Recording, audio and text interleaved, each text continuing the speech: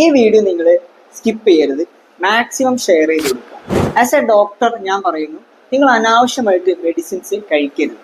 ഇപ്പൊ നിങ്ങൾക്ക് എന്തെങ്കിലും പ്രോബ്ലം വന്നു, ഇപ്പൊ ഞാനൊരു ഡെന്റിസ്റ്റ് എന്നുള്ള നിലയ്ക്ക് ഞാൻ സംസാരിക്കാം. നിങ്ങൾക്ക് പല്ലിന് എന്തെങ്കിലും ഒരു പ്രോബ്ലം വന്നു, നിങ്ങൾ നിങ്ങളുടെ ഡെന്റിസ്റ്റിനെ കാണിച്ചു, ഡെന്റിസ്റ്റ് പ്രോബ്ലം ഡയഗ്നോസ് ചെയ്തു, നിങ്ങൾക്ക് ട്രീറ്റ്മെന്റ് പറഞ്ഞു തന്നു, അതുപോലെ നിങ്ങൾക്ക് മെഡിസിനും തന്നു. ഇനിയിപ്പോൾ ട്രീറ്റ്മെന്റ് നിങ്ങൾ ചെയ്തില്ലെങ്കിൽ നിങ്ങൾക്ക് മെഡിസിൻ തന്നു, നിങ്ങൾ ആ മെഡിസിൻ പ്രോപ്പർ ആയിട്ട് കഴിച്ചു, നിങ്ങളുടെ പ്രോബ്ലം മാറി. That's good. ഇനി ഇതിന്റെ കൂടെ നിങ്ങൾ ആ ഡോക്ടർ എഴുതി തന്ന ഷീറ്റ് നിങ്ങൾ സൂക്ഷിച്ചു വെച്ചു, അതും നല്ല കാര്യം.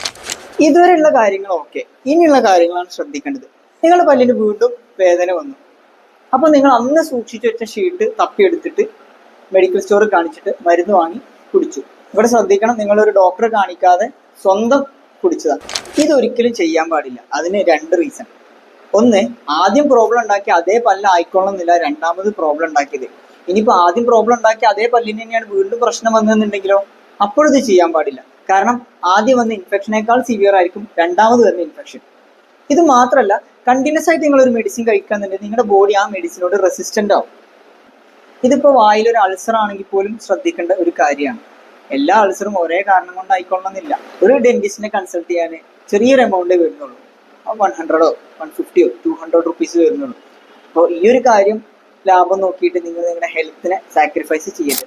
ഞാനിപ്പോൾ ഈ കാര്യം സംസാരിക്കാനുള്ള റീസൺ, എൻ്റെ ക്ലിനിക്കിൽ എനിക്ക് വന്നൊരു കേസ് ബേസ് ചെയ്തിട്ടാണ്. നല്ല പെയിനായിട്ടൊരു പേഷ്യൻ്റ് വന്നു, നല്ലപോലെ ഇൻഫെക്റ്റഡ് ആയിരുന്നു. പല്ല് പറിക്കുകയല്ലാതെ നമുക്ക് വേറെ ഓപ്ഷൻ ഇല്ല.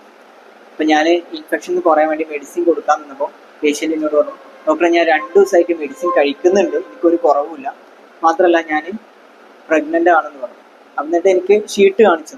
അപ്പോൾ 1 വർഷം മുന്നേ ഒരു ഡോക്ടർ കൊടുത്ത മെഡിസിനാണ് ഇപ്പോൾ പല്ലുവേദന ഇപ്പോൾ വീണ്ടും കഴിക്കുന്നത്. അത് മാത്രമല്ല, പ്രഗ്നൻസി സമയത്ത് ഒരിക്കലും കഴിക്കാൻ പാടില്ലാത്ത കോൺട്രാ ഇൻഡിക്കേറ്റഡ് ആയിട്ടുള്ള മെഡിസിൻസ് ആണ് 2 ദിവസമായിട്ട് കഴിച്ചുകൊണ്ടിരിക്കുന്നത്. അപ്പോൾ ഒന്ന് ആലോചിച്ച് നോക്കി, നമ്മൾ നമ്മുടെ ഹെൽത്തിനോട് എത്രത്തോളം കെയർലെസ് ആണെന്നുള്ളത്. ഇനി എന്തെങ്കിലും ഒരു പ്രശ്നം വരുമ്പോൾ ജസ്റ്റ് ഒന്ന് തിങ്ക് ചെയ്യുക, ഞാൻ സ്വന്തമായിട്ട് മെഡിസിൻ എടുക്കണം അതോ ഡോക്ടറെ കാണിച്ചിട്ട് എന്താ വേണ്ടത് വെച്ചാൽ പ്രോപ്പറായിട്ട് ചെയ്യണമെന്നുള്ളത്. ഈ വീഡിയോ നിങ്ങൾക്ക് യൂസ്ഫുൾ ആയെന്ന് തോന്നിയാൽ നിങ്ങൾ നിങ്ങളുടെ ഫ്രണ്ട്സിന് ഷെയർ ചെയ്ത് കൊടുക്കുക. അതുപോലെ തന്നെ മെഡിസിൻസ് ഒക്കെ വലിച്ചു വാരി കഴിക്കുന്ന ആൾക്കാരുണ്ടെങ്കിൽ അവർക്കും ഷെയർ ചെയ്ത് കൊടുക്കുക. ഇനി സോഷ്യൽ മീഡിയ ഒന്നും ഇല്ലാത്ത ആൾക്കാരാണെന്നുണ്ടെങ്കിൽ നിങ്ങൾ ഈ വീഡിയോ അവർക്ക് കാണിച്ചു കൊടുക്കുക.